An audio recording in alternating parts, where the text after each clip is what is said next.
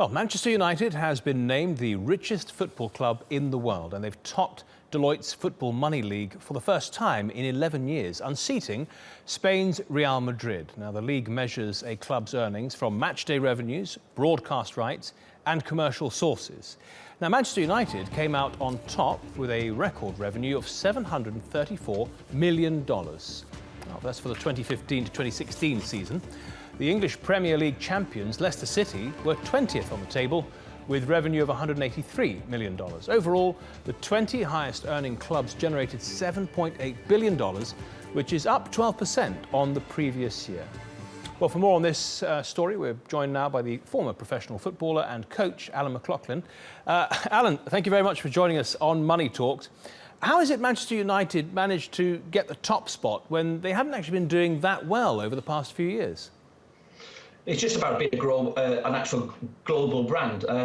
Manchester United shirt sales, key players come into the football club, Paul Pogba, Ibrahimovic, they're all world stars. They're all players that fans will want to watch. The club, certainly a global brand, and that's the key reason. So their marketing strategy when bringing in players is based around what that player, shirt sales, what he can offer the football club, not only on the football pitch, right, but certainly more often what he can do off the pitch. So in a way, by spending more, they're making more. We're leading the show with the Brexit issue. Do you think Brexit will affect British clubs going forward?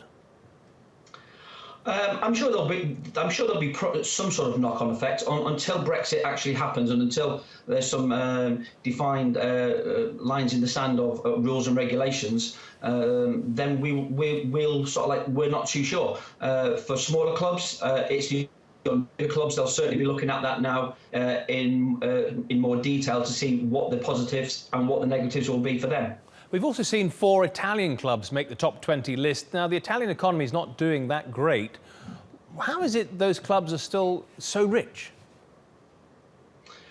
Well, sometimes it's based around state funding. I'm not 100% sure on how it works in Italy, but certainly, again, you have huge football clubs, probably Juventus to name but one, Inter Milan, etc. They're huge worldwide clubs, and they do have a global, worldwide audience. But certainly in England and the likes of Man United, the TV deals and the league itself and how strong the league is certainly lends it to have certainly more clubs certainly in the top flight in terms of money and just for themselves. Alan, we're quite lucky to have you on Money Talks because you're not an ordinary football analyst, of course. You've actually began your career at Manchester United. You were joining the club there as a trainee in 1983. You were in the Ireland squad for the World Cup in 1990, and 3 years later you scored the equaliser in an exciting game against Northern Ireland in a critical World Cup qualifier. I just want to ask you, we sometimes have Biz Q&A where we get questions from a viewer and we ask the expert. In this case, I just wanted to ask you if you had any advice for young aspiring footballers and sportsmen, women out there in general. Well, certainly I speak to my young players at the football club I work at, Swindon Town, and it's about what they do themselves in terms of their application, in terms of their endeavour and their work rate. It is difficult to get into any football club. You have to be talented, you have to have technical, tactical, physical and psychological qualities that other young players don't have. And once you get there, it's only the start of the journey. So most of these boys want to go on and play in the Premier League, particularly at my club. They want to progress their careers. And of course, ultimately, they want to play international football. Alan McLaughlin, thank you so much for joining us on Money Talks. Appreciate it.